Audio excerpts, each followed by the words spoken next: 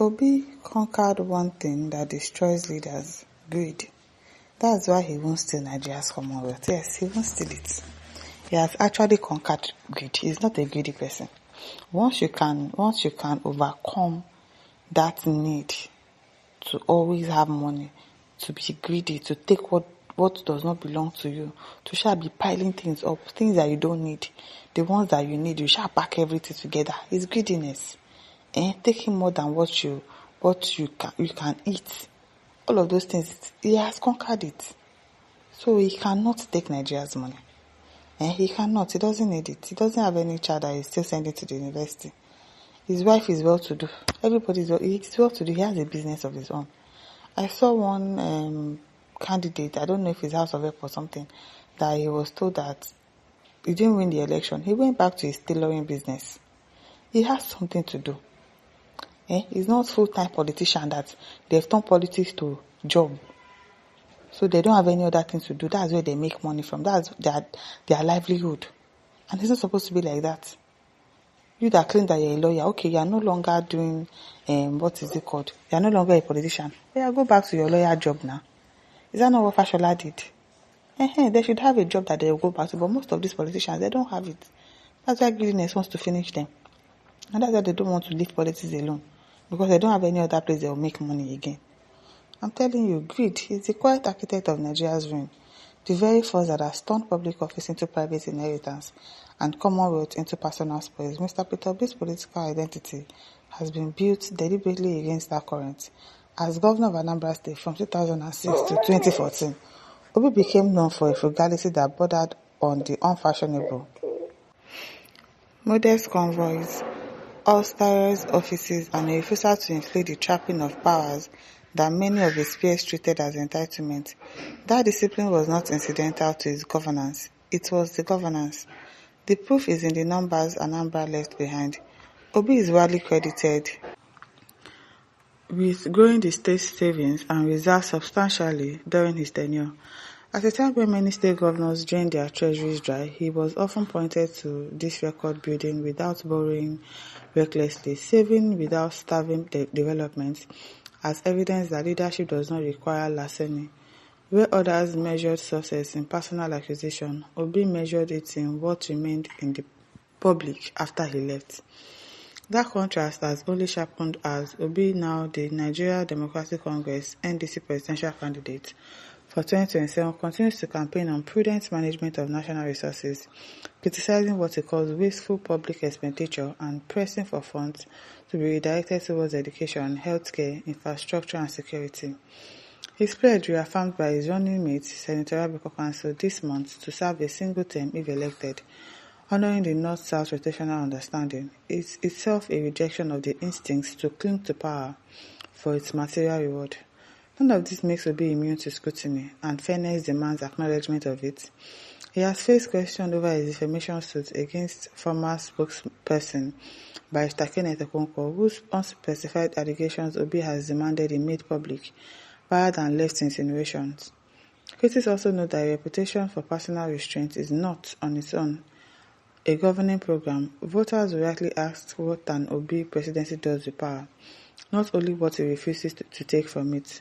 Still, in political culture where greed has repeatedly hollowed out institutions, Obi records offers something rarer than charisma, restraint that can be measured, not merely claimed. Whether that discipline scales from a state to a nation of over 200 million people remains the test 2027 will see. It is, at minimum, a different starting point than Nigeria is used to. Yes, it will be a different starting point. It also says the only presidential candidate Nigeria needs if the country is ready to be redeemed. I'm telling you. Tony Hope says, Obi is the most qualified presidential aspirant in Nigeria and Africa. Michael Owen says, if Nigeria were to be a country, there will be contests next year, but forces holding down this country will not let us breathe.